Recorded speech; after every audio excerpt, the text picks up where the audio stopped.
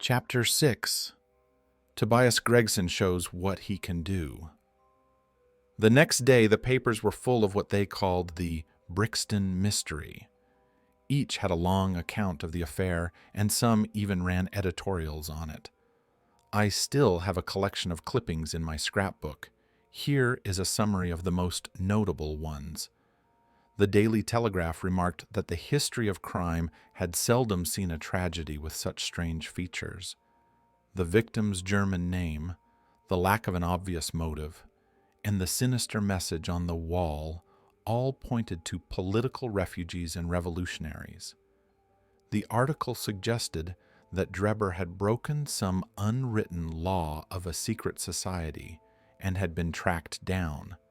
After rambling through historical references to famous poisoners and secret cults, it concluded by advising the government to keep a closer watch on foreigners in England. The Standard argued that such lawless outrages usually occurred under liberal administrations, claiming they resulted from a weakening of authority. It noted that the deceased was an American gentleman who had been staying at Madame Charpentier's boarding house in Camberwell. He was traveling with his private secretary, Mr. Joseph Stangerson. They had left for Euston Station on Tuesday with the intention of catching the Liverpool Express, but nothing more was known until Drebber's body was found miles away in Brixton. Stangerson's whereabouts remained unknown. The paper added that they were pleased to see Mr. Lestrade and Mr. Gregson of Scotland Yard on the case, anticipating a speedy resolution. The Daily News was certain the crime was political. It argued that the harsh regimes of continental Europe drove many men to England, who might have been good citizens if they hadn't been soured by their experiences. Among these men, a strict code of honor existed, and any violation was punished by death. The paper praised Gregson's energy in locating the victim's previous address. Sherlock Holmes and I read these notices over breakfast, and they seemed to amuse him greatly. I told you that no matter what happened, Lestrade and Gregson would be sure to take the credit. That depends on how it ends. Oh, it doesn't matter in the least. If the man is caught, it will be because of their hard work. If he escapes, it will be despite their hard work. Whatever they do, they will find people to admire them. As the saying goes, a fool always finds a bigger fool to admire him. Suddenly we heard many footsteps in the hall and on the stairs, accompanied by our landlady's audible sounds of disgust. "It's the Baker Street division of the detective police force," Holmes said gravely. Just then, half a dozen of the dirtiest and most ragged street kids I had ever seen rushed into the room. "Attention!" Holmes barked, and the 6 little rascals stood in a line like disreputable statues. "In the future, only Wiggins comes up to report. The rest of you wait in the street. Did you find it, Wiggins?" "No, sir, we haven't," said one of the boys. "I didn't expect you would yet. Keep at it until you do. Here are your wages." He handed each a shilling. "Now, off you go, and bring me better news next time." They scampered away like rats, and a moment later we heard their shrill voices in the street. "One of those little beggars can do more work than a dozen official officers," Holmes remarked. "The sight of a uniform makes people stay silent. These kids, however, go everywhere and hear everything. They are as sharp as needles. All they need is organization." "Are you using them for the Brixton case?" I asked. "Yes, there is a specific detail I want to confirm. It's only a matter of time, but look, here comes Gregson, looking like he's just won the lottery. He's definitely coming here." The bell rang violently, and a few seconds later, the fair-haired detective burst into our room, taking the stairs 3 at a time.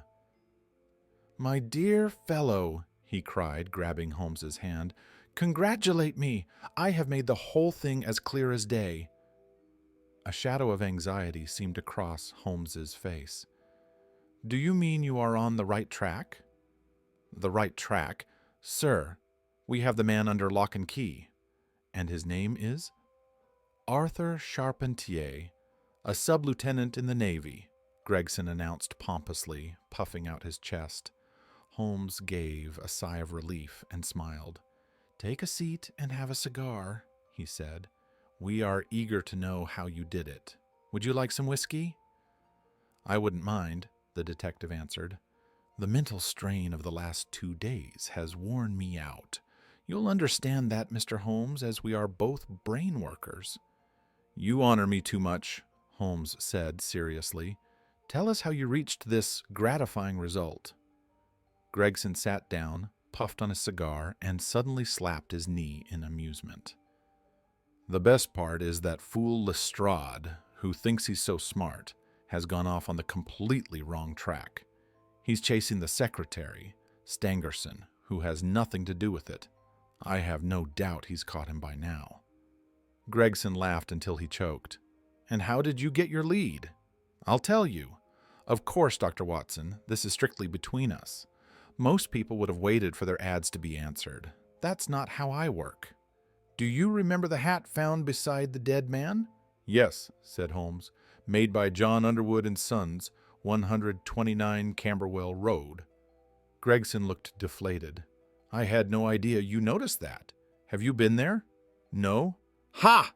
Gregson cried, relieved. "You should never neglect a small chance." "To a great mind, nothing is little," Holmes remarked sententiously. "Well, I went to Underwood's and asked who bought that hat.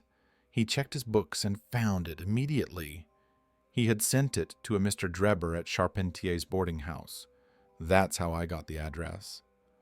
"Smart, very smart," Holmes murmured. "I then visited Madame Charpentier," Gregson continued. "She was pale and distressed. Her daughter was there, too, a very fine girl, and she looked like she had been crying. I started to smell a rat. You know that feeling, Mr. Holmes? A kind of thrill when you hit the right scent. I asked if they had heard about Drebber's death. The mother couldn't speak. The daughter burst into tears. I knew then that they were hiding something." Gregson detailed how he pressured them. The mother tried to hide the truth, but the daughter, Alice, insisted on being honest. She revealed that Drebber was a coarse, drunken man who had been inappropriate with the maids and eventually with her. He had even tried to grab her. Mrs. Charpentier had kicked him out for it. "But then," Gregson continued, "Drebber returned an hour later, drunk and aggressive. He tried to force Alice to run away with him.